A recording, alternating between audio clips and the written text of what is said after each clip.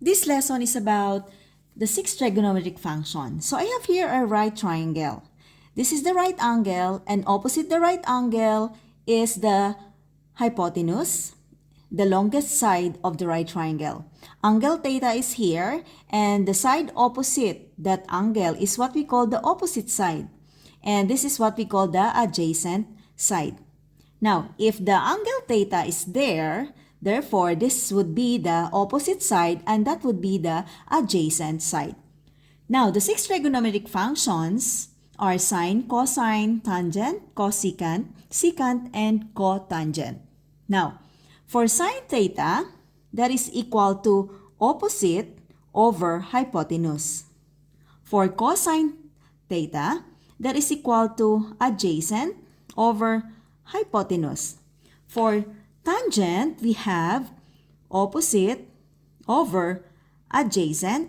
Now, for cosecant is simply the reciprocal of sine. So we're just gonna flip this one. So it would be hypotenuse over opposite.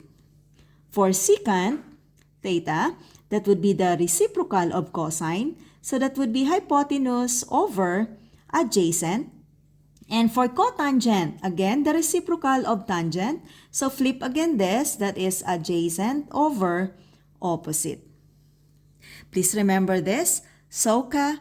TOA. Sine is equal to opposite over hypotenuse, cosine, adjacent over hypotenuse, tangent, opposite over adjacent.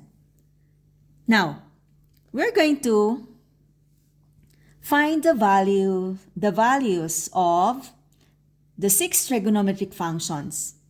So here, I have the right triangle. The length here is 5, 12.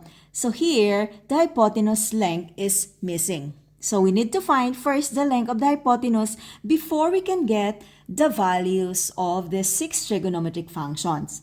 In order to get that, we can use the Pythagorean theorem.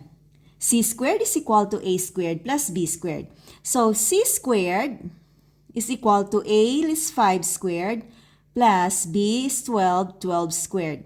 So C squared is equal to 25 plus 144, and that is equal to 169. And get the square root of 169. C is equal to 13. So now we have the value of the hypotenuse, which is equal to 13. Okay, so 13 there. Sorry. Now, we cannot find the value of sine theta here.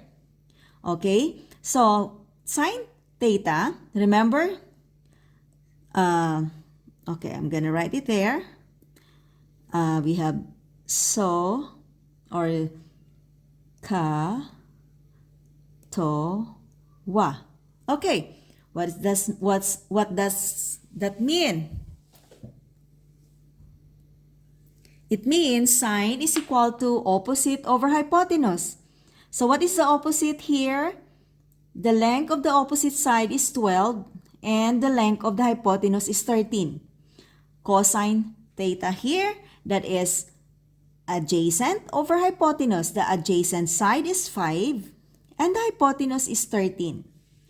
Now, for tangent theta, that is equal to opposite over adjacent. The opposite is 12 and the adjacent side is 5. Now, to get for the cosecant is very easy. Just flip this.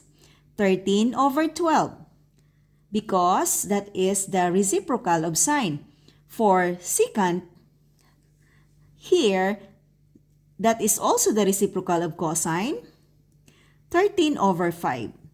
Flip also for cotangent because cotangent is the reciprocal of tangent. So, cotangent theta is 5 over 12.